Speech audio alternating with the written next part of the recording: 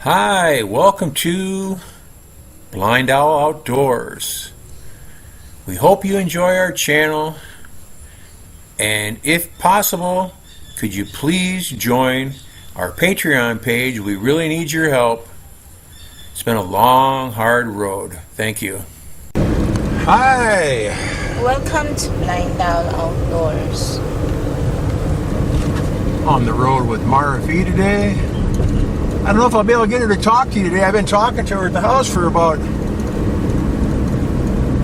don't know, an hour and a half or so. She's just been yammering up a storm for some reason. Usually I'm cut off after 3 questions. But I guess today wasn't really questions today though, was it? She was actually talking and we're just kind of talking back and forth. Kind of a nice change. Because she is such a lovely conversationalist. I have limited English. Yeah, but the funny thing about her, I guess maybe I've been here too long, but I can understand everything you say as a rule. If I don't understand, I ask you again. And I understand most of it. Here's a question for you. We had a few questions. Now, I haven't seen the moon for about 10 days. Have you seen the moon lately? Not yet, because it's not time. Have you seen the moon lately, though? No? No. No, me either. Because of the... That's pretty odd, though, that we haven't seen the moon for 10 days. You usually get a glimpse of it somewhere. You get a glimpse of it during the day, even. But haven't heard anything about it. Someone was saying on the internet that there was supposed to be a comet or asteroid or something orbiting the moon. We're supposed to be able to see 2 moons right now, which I assume was a big joke, but one of those Facebook specials. I did get a couple decent reels that I watched about astronomy, and they were talking about there's a whole bunch of stuff going on in October. There's supposed to be some big meteor showers. By the time you'll see this, it'll be too late. On the 6th and 7th of the month. And I think it's the 17th is the Hunter's Moon. And it's going to be huge. That's the closest that the moon comes to the Earth in October. I always thought that was called the Harvest Moon. But I guess not. Hunter's Moon. Usually the moon back in Iowa in October was a huge, full red moon, dark orange moon. I always call that the Harvest Moon. But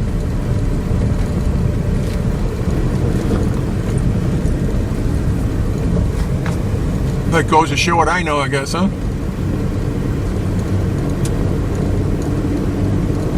And there's been all these different categories here lately of the super moon and all this different stuff that I've never heard of before, but of course they never get tired of making new labels for things, so.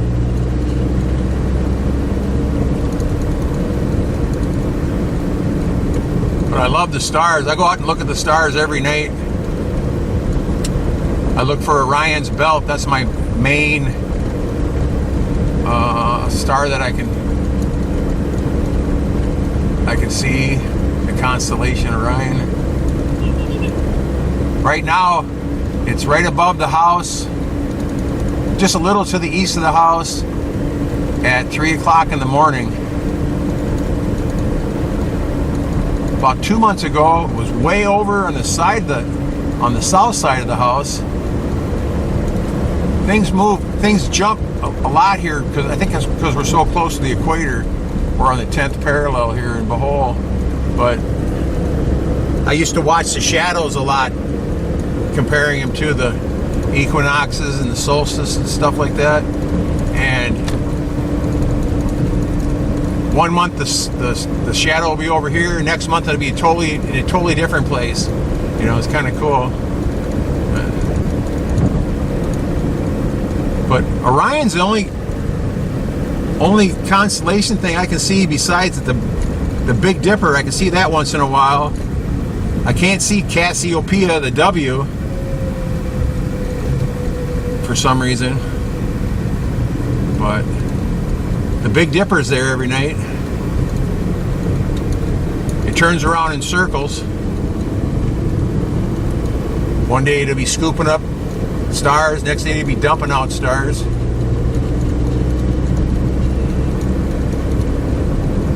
But I haven't seen that for a while either, because I haven't really looked for it. But Orion's belt just jumps out at me though every night. Had an interesting star again the other day. Remember that star, Marife, that used to come up over the rice fields behind the Moron's house? Remember that real? It was a real low, dark star, bright star. Remember that? Mm. And then I'd go in and run in and show Marife, and she'd come out and look at it. We'd come back 10 minutes later, and it'd be gone. Never could understand that. That was out 3 days ago. I saw that, and I went back to look at it for a couple hours later, and it was gone again too. But it could have been cloud cover or something. I'm not sure, but I couldn't find it.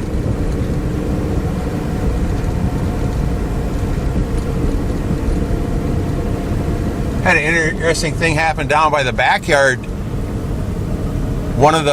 There's a papaya down there. It's about 10 feet tall, about as high as our walls in the house. Mm-hmm. Someone broke the top of it off. Isn't that weird? How could something break the top of that off? Maybe the ghost. I don't think it's a ghost. I think it's something. I think. What? How do you say that? Capre. That's what it was. Is a capre. Yeah. Because remember, I was down there talking to you the other day. I said, "Man, I just don't like these male. I don't like these male papayas. They're kind of a nuisance." And all of a sudden, I go down and look. Next time, the tops broke off of one. 10 foot up in the air. No other leaves or branches missing on the tree. I thought that was pretty cool. How do you say capre? Capre. Capre. K-A-P-R-A. Yeah, it starts with a K. That's the Philippine version of Bigfoot. And it's reported that it's 7 to 8 foot tall, 400 pounds plus, all hairy, strong smell. There's one over by Marife's mom's house. Her uncle lives in a small building below her house, about 150 feet away. I don't know if you remember where our brother-in-law Mark built a driveway. At the bottom of Mark's driveway, there's a big mango tree. And the uncle says it lives in the mango tree right above his house. And we're at the electric company here. We're paying our friend Don's electric bill today. Don's on his way back to America in a couple hours. In fact, he's leaving in 25 minutes from Cebu. Cebu to Singapore to Seattle and then Texas. But the Bigfoot guy, her uncle, knows it lives in the mango tree. And lately it's been getting real rambunctious, making all kinds of real loud grunting sounds behind his house and kind of hitting on the back of his wall once in a while.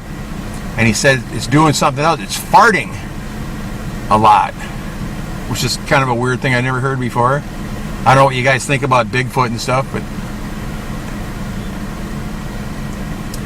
And then Marife was telling me a story today, and she said that Capri or whatever, I thought that was a lady that lived next to her uncle's house. She said she lives right next to my uncle's house. Moved to the mango tree down by the basket lady, which is a lady that makes baskets, and there's a big mango tree there. And I said, what, the lady's got, she got a little house there or what? She said, no, the mango tree. I go, she's living in a mango tree. That's pretty wild.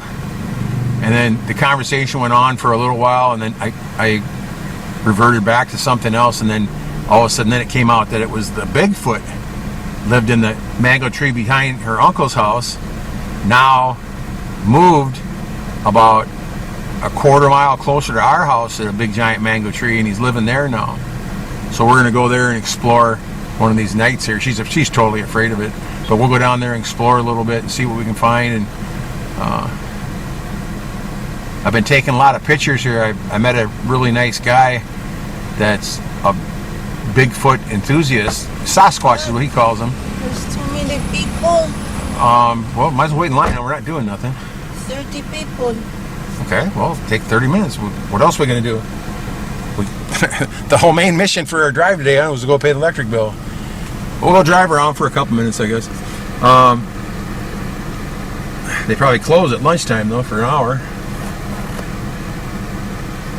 All right, well, we're at the electric company. We didn't get your Don's bill paid. We'll come back again later.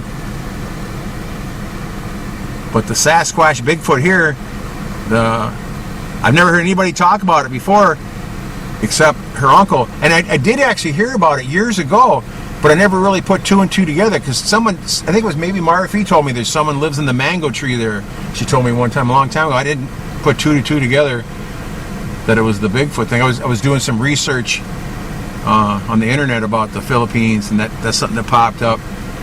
But our friend that we've been talking to, he's been involved in the Sasquatch stuff for over 12 years,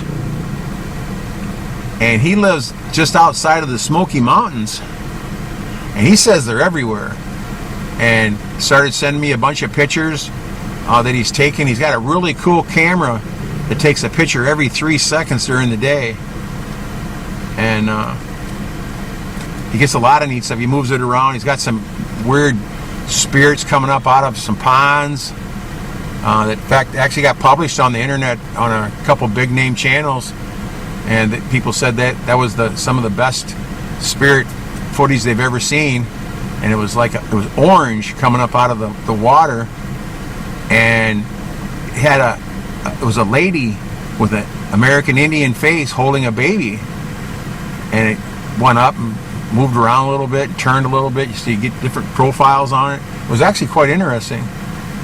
But he says he calls them Sasquatch, and little people too. The little people are a big thing here in the Philippines. A lot of people talk about little people. We were talking to Marife's mom one day, and she said she's seen little people running around. Was it here or in Mindanao? Here in Mindanao. Both here and in Mindanao, she's seen the little people.